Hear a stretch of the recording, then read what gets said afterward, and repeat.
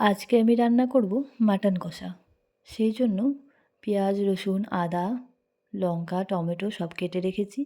এবার মাটনটাকে ভালো করে ধুয়ে নেব। এরপর একটা কড়াই বসিয়ে দিয়ে তাতে দিয়ে দেব বেশ কিছুটা সর্ষের তেল। তেল গরম হয়ে আসলে কেটে রাখা আলুগুলো দিয়ে ভালো করে লাল লাল করে ভেজে নেব।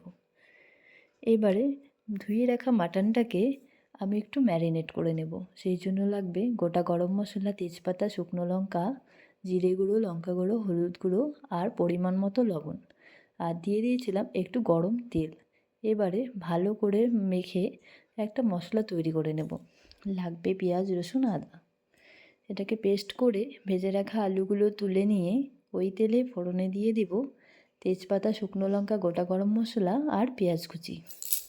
পেঁয়াজ কুচিগুলো লাল লাল করে ভাজা হয়ে গেলে পেস্ট করে রাখা মশলাটা দিয়ে আবারও বেশ কিছুক্ষণ ভালো করে কষিয়ে নেব। মশলাটা কষে আসলে দিয়ে দিব ম্যারিনেট করে রাখা মাটনগুলো।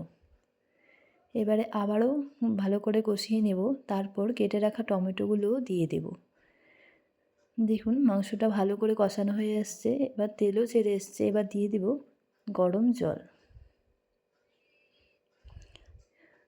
মাংসটা হয়ে আসলে নামিয়ে নিলেই তৈরি হয়ে যাবে মাটন কষা।